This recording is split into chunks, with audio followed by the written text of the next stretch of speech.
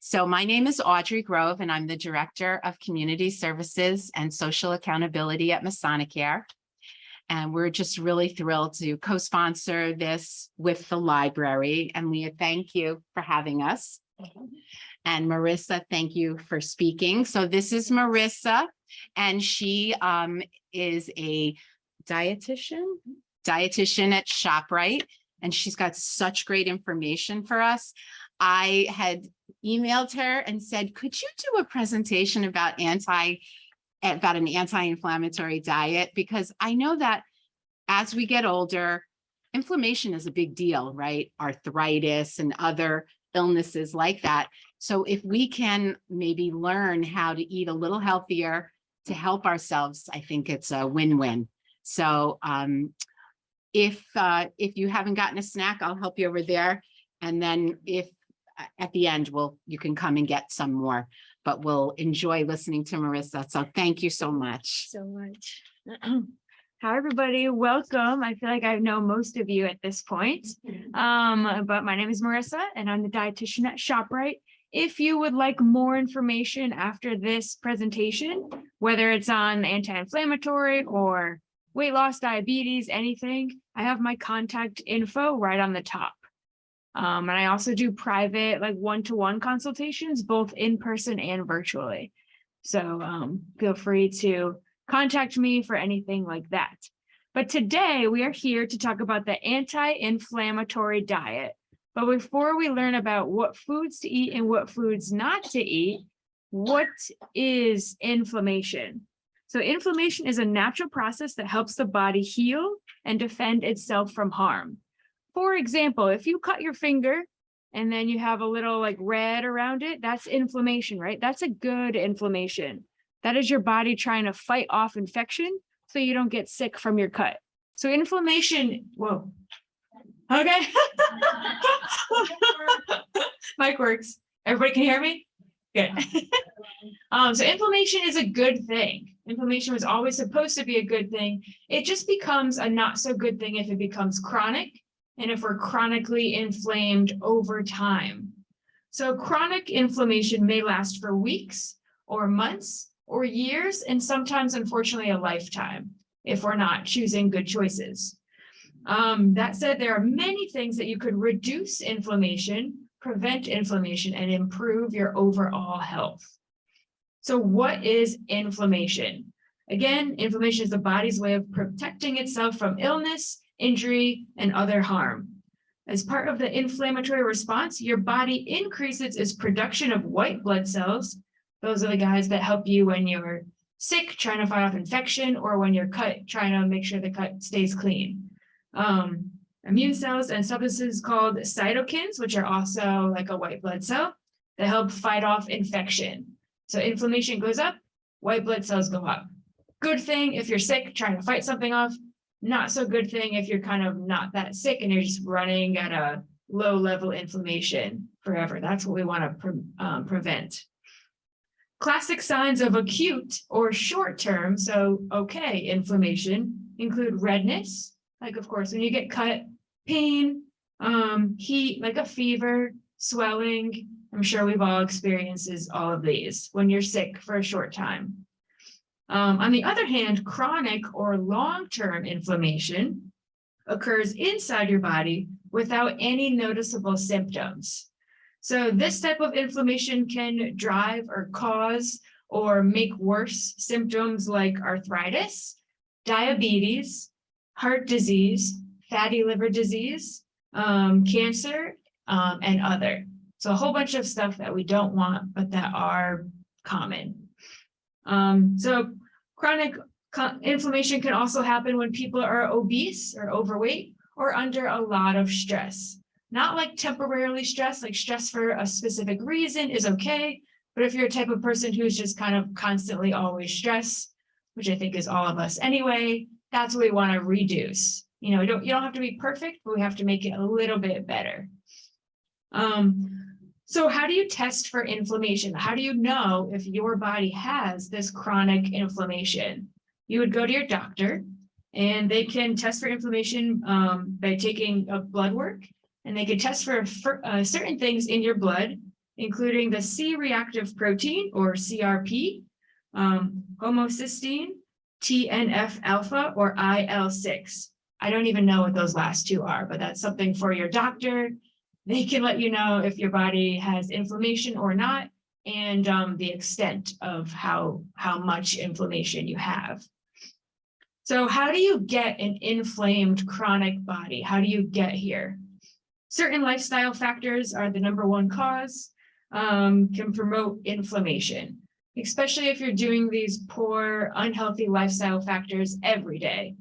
Once in a while is okay. So consuming high amounts of sugar and refined carbs are particularly harmful, like your muffin. That is a sometimes food. It's okay. Happens every time. Hey, I eat them too. We just have to eat them less. Okay, so this can lead to insulin resistance, diabetes, and obesity. Eating processed and packaged foods that contain trans fats have been shown to promote inflammation and damage the cells that line your arteries. Does anybody know what a trans fat is? Can you raise your hand? Artificial fat, sure, yeah. So it's like a man-made artificial fat. It's in things such as processed foods you find in the grocery store, like Oreos, Doritos. It's in like fast food, you know, McDonald's. It's in when you go to the Big E, all the fried food. It's in your classic junk food that you shouldn't be eating all the time, but it's okay to have once in a while.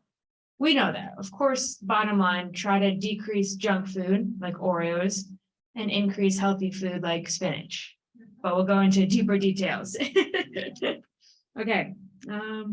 Another thing so we got sugar causes inflammation, trans fats cause inflammation. Excessive intake of alcohol can cause inflammation. Another one that can cause inflammation is processed meats. So processed meats include foods such as bacon, sausage, cold cuts, pepperoni, all the good stuff, right? So another one that we should be eating sometimes. So all of these foods, of course, are fun, sometimes social foods, but try not to eat them every day. And when you do eat them, such as alcohol, try to stick to one drink. Try not to go over that.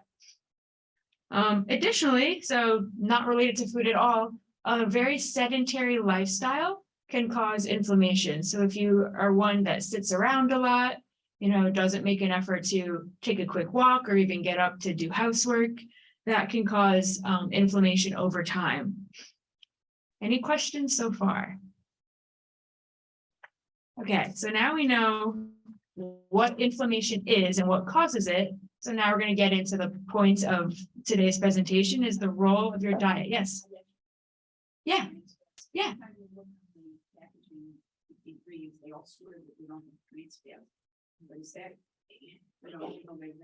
Good question. So the packaging, for example, I don't know exactly, but let's say Oreos. The serving size is 2 Oreo cookies. So if it's if it's 0.5 or lower, then they don't have to put it on the label. So you still are eating a little bit of trans fats, even though it's not on the label, because it's not enough to put on the label legally.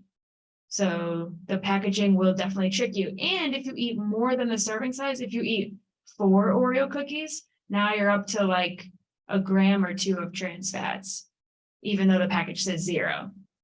And you're only allowed 2 grams of trans fats per day, 0 to 2 grams per day, which is very, very not a lot. But these fats are your typical junk food fats. I'm not talking all fat. These are your trans fats. Because then you also have your saturated fats, which is in more common foods, such as butter, cheese, meat. Those we need to eat less of, but we don't need to eliminate. Right, right. Question? What is canola? Canola? Trans fat? No, canola is not a trans fat. It's a mix of a unsaturated fat, that's a good one, and a saturated fat. So it's kind of all of the oils have a certain combination, certain ratio of bad, okay, and good fats. So canola oil isn't the best one, but it also isn't terrible. So when it comes to like oils, I think the best thing to do is portion control. If you need to use canola oil in a recipe, the serving size is only at 1 tablespoon. I guess the best oil you could eat is like an olive oil or an avocado oil, because that has the most healthy fats, like the unsaturated healthy fat, and the least amount of saturated fats. But they still have saturated fat, so it's still about the portion control. You have to use canola oil with the cookie to give you.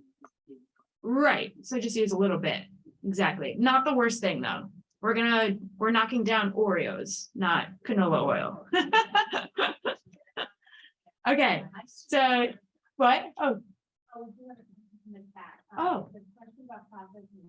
okay. Is uncured meat less harmful than cured? And we have a lot of Italian stores around here that make their own sausage. Is it better than the prepackaged big agro product? Okay, so uncured meats are definitely a lot better when you're buying, cold cuts or charcuterie board or whatever. You want to look for uncured, no nitrate and no sulfate. So cured meats, nitrates and sulfates, those are the culprits of inflammation. So yes, it is definitely better if you're going to buy the uncured, no nitrate, no sulfate meats. And then the second question was if it's a good local Italian store. I know Wallingford has great places. Unfortunately, it's how it's made. Like, yes, it still counts as it's going to cause inflammation. It's better in other ways, like if there's no additives or no like sneaky ingredients, if you get it fresh from like a market that's, does Italian meats. But for heart health and for inflammation, it still counts as a sometimes food. Yes. I just wanted to ask about, I see palm oil on almost every spoon, cookies, crackers, everything. Yes. That's gotta be probably a cheap fat one. Yeah, palm oil is from like a palm tree. So it's oil from a palm tree. It still has a lot of saturated fat, So another one to moderate. It's not terrible, but it's not a health food. In everything. It's in everything. Yeah. That's why everything processed is probably don't eat it as much. Yeah, I mean, like peanut butter is Mhm. oil, why do they put? Right. Well, it's not in every peanut butter. You really have to sit there and read every label. The best peanut butter to get would be one that says peanuts, and that's it. And the other ones you keep on the shelf. But everybody's different, If you only like peanut butter with palm oil, it's okay. Try to eat healthier somewhere else in your diet. But of course, the less ingredients is probably better across the board. I'm sure you've heard that before. Okay, yes. Hydrogenated oils, that's another one. That's it, like a man-made oil. That's another one that we should avoid as much as you can. All right, I'm gonna keep going, but we'll have questions at the end. Okay, the role of your diet. If you want to reduce inflammation, eat fewer inflammatory foods. Obviously, that's why we're here. And more anti-inflammatory foods. That's the fun part, what you can eat more of. Based on your diet on whole nutrient-dense foods that contain antioxidants, and avoid highly processed products with lots of added sugars and added fats. Antioxidants work by reducing levels of free radicals. These reactive molecules are created as a natural part of your metabolism, but can lead to inflammation when they're not held in check. Antioxidants. What do you think of when you think of the word antioxidant? What's an antioxidant? Anyone know? What food contains a lot of antioxidants? Green tea, berries, vegetables. Antioxidants are kind of like like vitamins that help your body fight off all the inflammation. So these are the good things. So you want to eat more antioxidants, and we're going to get into blueberries. What foods contain antioxidants in a second.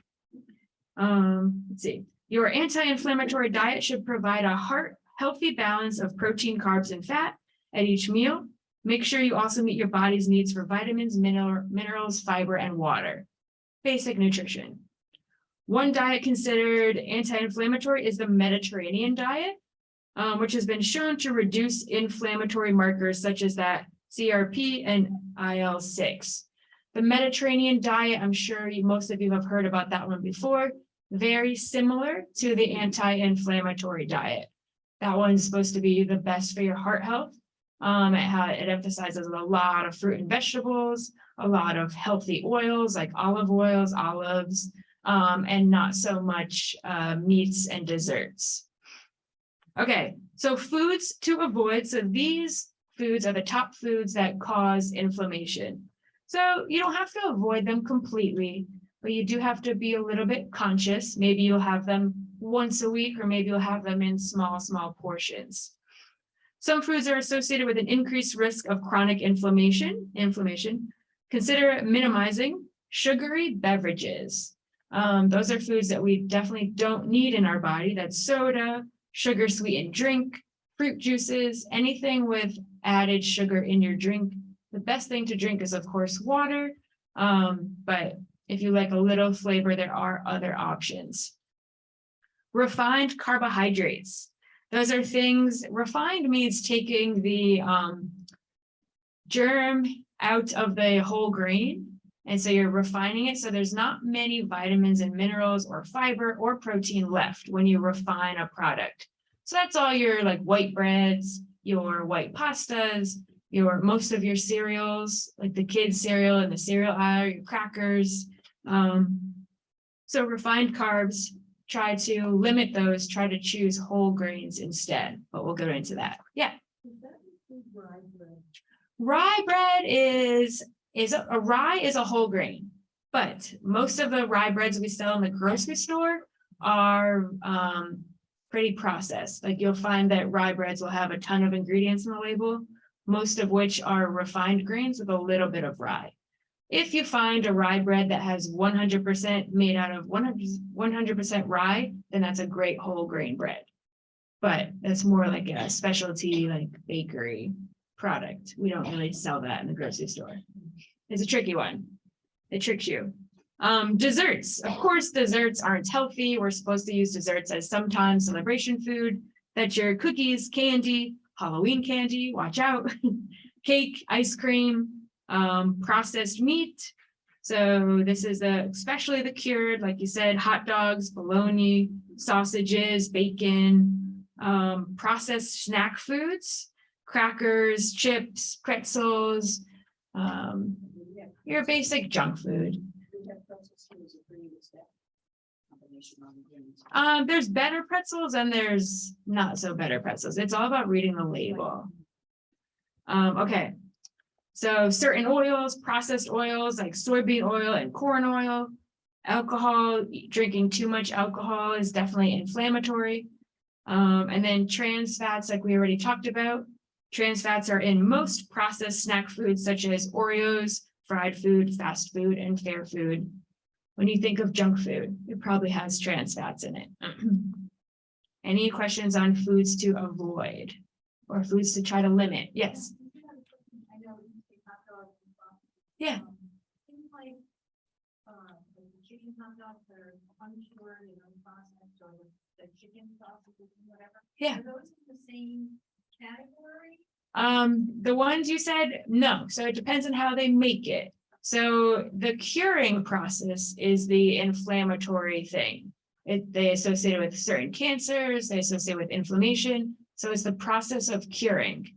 So you could eat a cured chicken sausage or a cured salmon hot dog. So you can't have cured.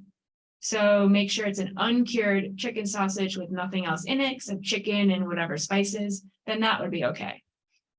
Yes. Some of the hot dogs say that can't be separated. Oh.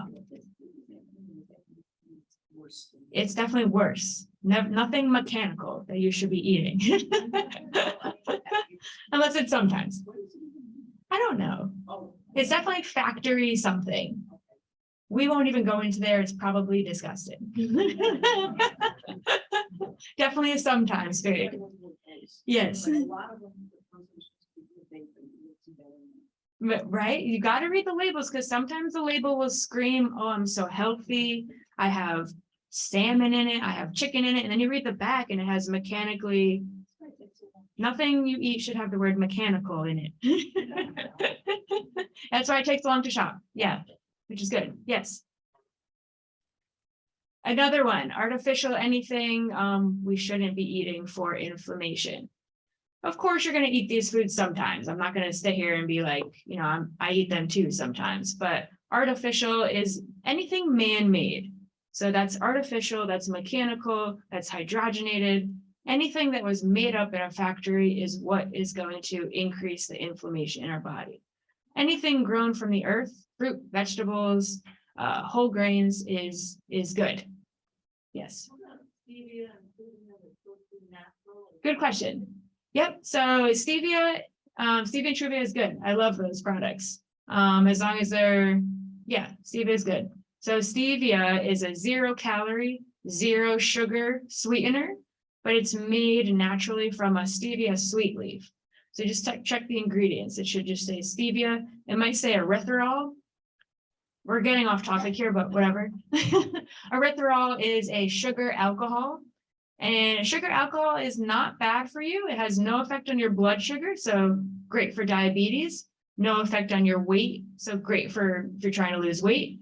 The only thing with sugar alcohol is it's really hard to digest for some people, so it might give you some like tummy trouble if you're prone to tummy trouble, which a lot of us are. So just watch out for that. Yes. Raw sugar, that means unprocessed. So it would be better for this kind of diet, but if we're talking diabetes, whole different subject, it does not matter if you're eating processed sugar or raw sugar, your body reads it as sugar. So still something to limit whether you have diabetes or not. Kind of like good, better, best. Okay. Yes, for this diet, for anti-inflammatory, yes. For diabetes, no, it's the same. No, I understand that. Brown sugar is better than the processed. Same thing. Brown sugar is sugar with molasses added. So, Oh, it's more, not less. Mm. Okay, so foods to eat. So we talked about what's not so good. Now we're going to talk about what we can eat more of. Here's the fun part, to decrease the inflammation. So include plenty of these anti-inflammatory foods. Of course, vegetables, increasing vegetables is on every diet. Broccoli, kale, Brussels sprouts, cabbage, cauliflower, it doesn't matter, just eat more of them. Fruit, especially deeply colored fruits like blueberries, somebody said blueberries over here, pomegranates, grapes, and cherries. But of course, if you only like 1 or 2 fruits, it's still better than not eating any fruits. So just eat your vegetables, eat your fruits every day if you can.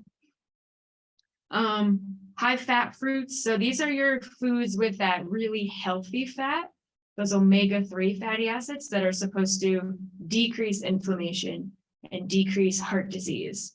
So high fat fruits include avocados, and that includes guacamole, and olives, and that includes olive oil. So those are foods that are high in fat, but it's the good kind of fat. So those are, you can increase, just still with those, don't overeat them because they are still high in calories. Healthy fats, again, like olive oil, avocado oil, fatty fish, again, for that omega-3 fatty acid. Go ahead, yeah. I had type 1 diabetes. Okay. But, years ago, my doctor said that my potassium was too high. Okay. Dangerous. Okay. So I started looking for foods that had less potassium. And just about all fruits and all vegetables, and it was like, I know. any fruits and vegetables that I can eat. I will occasionally have an avocado. But I know, okay. It has a lot of potassium. That is one of the hardest, that and the kidney diet is one of the hardest to counsel because it is a lot of healthy foods that you need to cut back on. All fruit and vegetables have potassium. That's why it's healthy for most people. But for you, it would be more about, of course, you're not going to stop eating fruit and vegetables, but for you, I would recommend eating just like tiny amounts throughout the day. So it's just like a little bit of potassium all day instead of like a lot of potassium at once. Because the potassium filters out. So if you were to have like, what's high in potassium? Prunes are really high in potassium. 1 prune in the morning, 1 in the afternoon, 1 at night. Sounds ridiculous, but that would be better for you. You're welcome. Okay, fatty fish like salmon, sardines, herring, mackerel, and anchovies. Yummy. And then nuts, of course. almonds, walnuts, and other nuts. All nuts are really, really good for most diets, especially anti-inflammation, and that includes nut butters. But try to stick to like just the peanut one, just the almond one, just the walnut one. What was that? Generic peanuts. Just watch out for the peanuts and the nuts. They are a lot of calories. So even though they're healthy, you can't eat the whole jar at once. Because if you gain weight, weight gain is a huge factor of inflammation, regardless of what you eat. So keep your weight in check. So just a little bit of peanuts a day. Yep, which are good too. Yep, I think that's on our list. Oh, it's not. She was asking legumes. Legumes are good. That's peanuts, lentils, peas. Those are all good proteins as well. But next on our list is peppers, especially like spicy stuff, chili peppers. If you like that kind of thing, really good for kicking out inflammation. Bell peppers are okay too. Chocolate. This is a fun one. Who likes chocolate? Here's the tricky part with this one. It's only dark chocolate that's going to help us decrease the inflammation, because dark chocolate is high in those antioxidants that fight off those free radicals that cause inflammation. So, yep. So I would recommend when you're eating chocolate to try to eat a bar that's 70% or higher of cocoa. So milk chocolate, although it still has some of these properties, it's loaded with sugar and fat, so it kind of counteracts it. So if you like dark chocolate, then have just like a little square every night. That would be great for inflammation and heart health. But 70% or above is your sweet spot. Spices, turmeric, fenugreek, and cinnamon, ginger, all spices really. When you cook, try to cook with less sodium and more spices. Red wine. So red wine is a tough one. If you don't drink, don't start drinking. That's not what we're talking about here. If you do enjoy a glass of red wine here and there, the serving size is only 4 ounces. So not like a COVID quarantine pour, just like a little bit every day. Studies suggest that a compound called resveratrol in wine has anti-inflammatory properties that may benefit your health. So just a little bit every day if you drink. Yes. That's good too. Pretty much all teas are good. What? I've heard otherwise, that it's not as good. Like, it's not that it's not good for you, but it doesn't have the health benefit. Oh, it's probably not. Okay. Yes, I agree. It's not as good as that green tea, because the green tea is really high in those antioxidants, but all teas have some. So green tea would be the best, but if you hate green tea, then you don't have to force yourself to drink it. The herbal tea or any of the other teas. Tea in general has antioxidants too. Yes. That's fine. Yep. Yeah, it's more about the tea itself, that's good. Sorry, I skipped that one. Any questions on food to eat? Yes. Coffee. Coffee is an antioxidant as well. So coffee is controversial. We still don't really know. Some people say don't drink it, bad for your heart, whatever. Some people say up to like 4 to 5 cups is actually beneficial to your heart. So it's controversy. I think it depends on the person. So everybody's different. I say if you like coffee, a cup, maybe 2 a day is fine. Unless you have some heart issues, then you have to talk to your doctor and they might say no coffee because it raises your heart rate. So keep that in mind. Decaf is fine. This is the caffeine. A little bit. With everything else, right? You have to change a lot of things, not just one. Yes, in the back. Okay. Okay.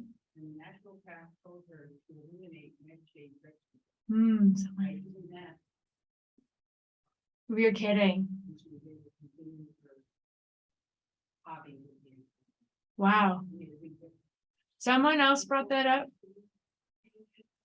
Someone else brought that up earlier today too. That yes, the nightshade vegetables. Also a controversy. Yeah, of course, it definitely worked for her, right? So, so what I would recommend with that is I wouldn't I wouldn't get rid of them now. If you're going to get rid of something in your diet, you want to get rid of your junk food, your hot dogs, your sweets, your candy, anything that we talked about to not eat. I would get rid of that first. And if that still doesn't work, then you could try the nightshade thing. My big thing is like, if we're eating a whole bunch of man-made garbage, I wouldn't blame an eggplant that comes from the ground. I mean, I'm not really into the topic. I don't know. I know eggplant. What else? Potatoes, peppers, tomatoes, and peppers. Right. So yeah, I disagree, but I have heard stories like that. Everybody's different. So I would talk to your doctor about it.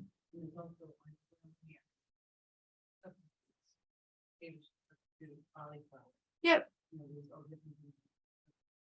Yeah. Everybody's body is different. So I'm not going to go ahead and tell everybody to stop eating eggplant. But it works for some people, kind of like gluten. Some people take gluten out of their diet and feel 10 times better. Other people take it out and feel 10 times worse. So everybody is different. But across the board for everybody, we want to take out the stuff on this list first before trying anything funky. Oh, yes. We have another question going back to tea. Is hot or is cold tea better? I read on some labels to serve hot and let it steep for several minutes for best benefit. I think the steeping gets all of the antioxidants out. So you'll have more antioxidants. But otherwise, I don't think it's that much different if you like tea. Any more questions? Yeah. Where on the planet is this genius is going to turn spinach? It tastes like Good question.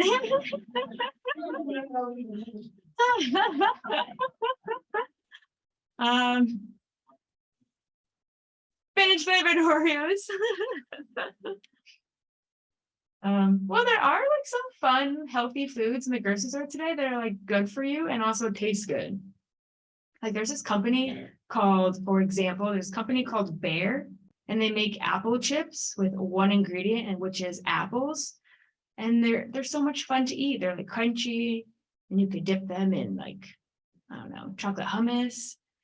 They make peanut butter, and like, of course, regular apples are good too, but sometimes you need a little bit, want to make your healthy eating fun. And you could do that. Or you could visit me and I can show you. Wait, let me get through this and then we'll do more questions. Okay, so then we go into a one-day sample menu. This is great because it obviously gives you an idea of where to start. Of course, if you, say you hate mushrooms, you don't have to force yourself to eat the mushrooms. You can replace it with a vegetable that you like. Other helpful tips include, once you have already your healthy menu organized, make sure you incorporate these other good habits that add to an anti-inflammatory lifestyle.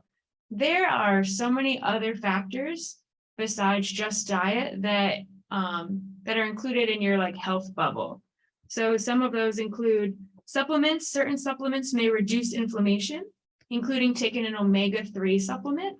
That one is also really good for heart health, brain health to prevent like dementia, eye health, skin health, and curcumin, which is inside turmeric. So if you take like a turmeric pill, the only one with that one is, although it is a great antioxidant, good for anti-inflammation, it even is proven to like decrease your risk of cancer and certain things, but it does thin your blood. So before taking any of these supplements, definitely check with your doctor first, because for some people, having too thin of blood can actually cause worse health issues. So definitely check with your doctor first, especially if you're on a blood thinner or you have any kind of heart issue, or if you bruise easily, anything like that, probably not a good choice for you. Because even supplements, even though they're just natural supplements, can do a lot in your body, just like a regular medication would. Other things are regular exercise. This is a huge key to anti-inflammation. You don't have to go crazy, but you do have to be consistent. So for example, if you take like a 10-minute walk every day, that's going to be better than going to the gym once and then hating your life and never again. So consistent movement. If you're a sitter or if you have a job that you sit all day, try to get up every once in a while and take laps. Do what you like. Never force yourself to do something. People like swimming, water aerobics, hiking. I don't know. Who's a good exerciser here? A few? Oh, we got to increase that. Okay, you have a question? Oh, I have a question about onions. Okay. Are they good in the diet? There's a lot of onions. Onions are so good for you. Yes.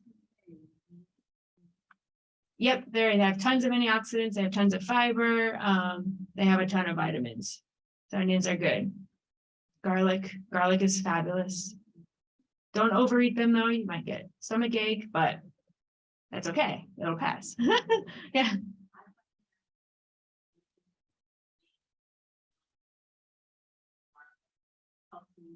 The oil that I use and you increase the flavor. Yeah, definitely.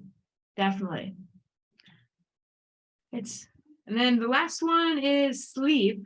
Getting enough sleep is extremely important. Research have found that a poor night's sleep can increase inflammation. So not like once in a while, but if you're chronically sleep deprived, that can lead to chronic inflammation that nobody talks about. But sleep is important, just as important as diet, just as important as exercise, just as important as, having fun, being social. That is good too. Nobody talks about that either. Is that another symptom of that? Yes. You guys. They don't tell you everything. No, they don't. Don't tell me. Yeah. Yeah.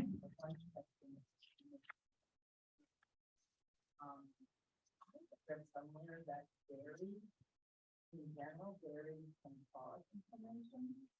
Do you have an idea about, how much yogurt or dairy is good or bad? I think it can cause inflammation if you're using the full fat dairy, which is what we most commonly eat. So that would be cheese. Too much cheese can cause inflammation. Full fat yogurt, ice cream, of course. What else? Milkshakes. So if you're eating, so this says plain Greek yogurt, so that doesn't have a lot of fat in it, so not a lot of saturated fat. So dairy has a lot of really beneficial vitamins in it too, like calcium, vitamin D. So it depends on the person again. If you're one that's more prone to like osteoporosis, definitely don't cut out dairy. You don't want, you need your dairy. If you know that dairy makes your arthritis flare up, then you might go for like a non-dairy alternative. Every body is different. So be aware. Some people like to write food journals and just kind of check in with your own body. If you notice that this day that you eat a lot of dairy, you feel worse, then maybe dairy is a culprit for you, or gluten or nightshades. But first, before you do any of that, try to take out all of the garbage first. So that's step number one. Yeah. How about cooking fruit, like Pam, not good for you, but you only use a tiny bit, so I'm not concerned. But they do have Pams made of like olive oil now and avocado oil. That's the one I use. So it's the same thing. So you feel a little bit better about, they're expensive. what makes a difference than what type of fruit? Yeah, definitely. There's a whole shelf of those now. So it was a very easy switch for me. So if you want to go from Pam to like a olive oil spray or an avocado oil spray, it might be a little more expensive, but it lasts a long time. There's all different brands. So, Would you recommend you spray use of olive oil? or an avocado oil. Olive oil and avocado oil are my favorite oils. Yes. That I learned, I bought an olive oil mixture. Oh, And put the olive oil in it, and then it just mixed out the olive oil. So the same thing as those expensive sprays, but obviously a lot more yeah. economical, and you know exactly what. Somebody in my last presentation brought that up too. And it takes just this much effort for this much health benefit. And probably will save money over time too. Yeah. Okay, the last page real quick. The anti-inflammatory diet, along with exercise and good sleep, provides many benefits to your health, including improvement of arthritis, inflammatory bowel disease, lupus or other autoimmune disorders, decreased risk of obesity, heart disease, diabetes, depression, cancer, and other diseases, reduction in inflammatory markers in your blood. So I guess the first step is to go ask your doctor to test your inflammatory markers.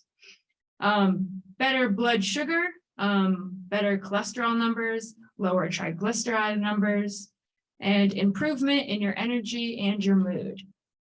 That's important too. So does anybody have any other questions? Yes. So fruits. Yes. high in fruit, are fruits considered inflammatory food or not? Nope. So anything processed is the inflammatory food. So sugar, or I mean, fruit is natural. So fruit is a natural sugar. This diet tells you to eat more fruit, especially in the high antioxidant fruits, such as blueberries. So this diet, the anti-inflammatory diet, only tells you to stop eating processed sugars. If we're talking about diabetes, that's a whole nother story, in which case I would tell you to still eat your fruit, but only eat a little bit of fruit, kind of like the potassium, just like a little bit at a time. Because diabetes, unfortunately, all the sugars count as sugar. So you just have to eat them in smaller portions. Yes. Sodium, 2,300 milligrams of sodium per day, or if you have high blood pressure, or if your doctor said anything about sodium to you before, they probably told you to stick to lower to 1,500 milligrams per day. Sounds like a lot. We all exceed that easily, so be aware. Yes. I need less potassium, more sodium. My doctor said potassium level is too high. Yes. After looking at the label, okay, I need more sodium. Yeah. Is there a type of sodium that is better than? Good question. So a lot of people, especially as you get older, their doctor will tell you to eat more sodium to prevent like low blood pressure or other issues. My mom has to too. It's common. So again, everybody's different. Some people we say stop eating sodium. Other people say eat more sodium. Everybody's different. So better sodium would be, again, anything that's not processed. So a lot of foods like processed cheeses, like Velveeta, not a healthy food, loaded with sodium and other stuff, not a healthy choice. Regular sodium, like if you sprinkle a little bit of like malted salt on your food, that's probably okay.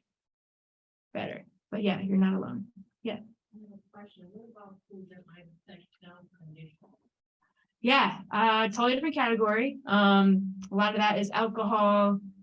I don't remember on the top of my head. Rich diet, a lot of heavy cheeses, uric acid, that's kidney stones. Gout diet. We can do another presentation on that. I would have to prepare, being honest. But I know alcohol is the worst thing for it. Yeah.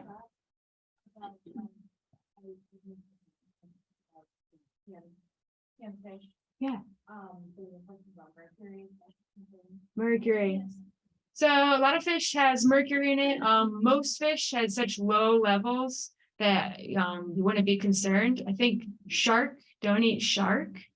Not that many of us eat that. Swordfish is another one that's high in mercury. So if you're like our high risk, like pregnant, a baby, or really elderly, probably don't eat any mercury. So try to not eat the swordfish, but once in a while, it's okay. So good. So have it again next summer. That's your treat. Shark, swordfish, what else? It's high. Tuna, certain tunas. Yeah, yeah. Certain ones. Yeah, so that would be one to watch. I don't know. Oh, say that again? Not much of a shark can be liver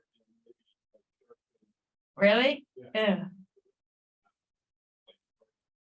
Ew. Yeah, it doesn't even sound good. Does anybody love shark? Okay. Again, I think it's more, it comes down to, like everything, portion control. Yes. Frozen foods, it depends which frozen food. So all of the, that aisle, that fun aisle with all the pizza bagels and the little mini weenie things with the puff pastry, not healthy. Frozen foods like frozen vegetables that have one ingredient, which is Brussels sprouts, and that's it, healthy. So I guess it comes down to reading the label again. In any aisle, read the labels. When you read. When it's this long, double check that list. Unless it's like all healthy food, which it could be, so check it. Yeah. Yeah. Told you to switch it to flaxseed oil. Flaxseed is great. So it's flaxseed, any seed, pumpkin seed, flaxseed, chia seed, all of those are really high in that omega-3 fatty acid. So those are really good at decreasing inflammation, really good for heart health. So yes, good. It's omega-6, but that's not what you want to increase. It's only the omega-3. Yes, omega-6 we get in our diet without trying. We get enough omega-6. Omega-3 is the one that's harder to get because it's only really in fatty fish like cold water salmon, and nuts and seeds, especially walnuts. That's the highest nut with omega-3, and then flax seeds. So it's kind of hard to get. A little bit in other things, but so I would ask about the supplement for that one. I don't think that can hurt, but double check. Any other questions? Under vegetables, I see you don't have asparagus under vegetables. That counts. I couldn't list them all. Any vegetable. The only reason my doctor recommended that I not to asparagus. Oh. Because it caused kidney stones. Oh. Right. Do you know what type of kidney stone you have? The one with an F. No judgment. Begins with an F. Baron, I forget too. So there's a few different types of kidney stones, and each type of kidney stone has a different diet to follow. So that one's a little bit more difficult too. So like I said before, asparagus might give you kidney stones. Don't eat it, but across the board, it's healthy. So depends on the person. Yeah. We talk about farm-raised fish. Is there anything bad about that? Anything bad about farm raised? So it can go either way. About bacteria. Yep. Yeah. They do. So it depends on the farm. Usually they say don't eat the farm raised any kind of any kind of meat, fish. So because they trap a whole bunch of fish in like a crate and they just don't have a healthy like lifestyle. But other farms treat their fish and animals really, really good, and they protect them from any outside source of anything else they would eat. So some farm raised things are really good, some are really bad. So it would be more about like kind of trying to know where your food comes from. That's why we're trying to start that movement, which is hard to do every day. But you can ask. It depends on the farm. Yeah. We have some great ones, we have some bad ones. Yeah. So wild caught is usually better unless, the fish ate something weird. So there's no regulation on wild caught, which is good 99% of the time. Any other question? I just relate, my young lady here is allergic to shellfish. Oh, yeah. And we were given some sea cod. Yeah. And sea bass. Yeah. And we found out the sea bass eats shellfish. Oh. Did you have an allergic reaction? We had quite an experience. We ended up in the emergency room because of the reaction from the sea bass. Yeah, Shellfish early in the morning and eating it at night. totally. Terrible experience. Yeah, see, that would be an example of why a farm raised sea bass might be better, because you know exactly what they're feeding it. Unless it's shellfish, then don't eat it. Interesting, that's scary. Same with peanuts. There's sneaky peanuts in everything. Yes. What is the difference between anti-inflammatory and a well-nutritioned diet? It seems to contradict each other. Well, histamine, that's the thyroid one, I think. I don't know, I'd have to do more research. I don't know the details of the low histamine diet right here, but I'm sure it's very similar. Pretty much all the diets are very, very similar, except for the kidney diet. That one's like a flipped opposite one. I don't know. Yeah. Right. Right. It would be another specialty one to the individual that you would meet with me one-on-one if you have that issue. Yes.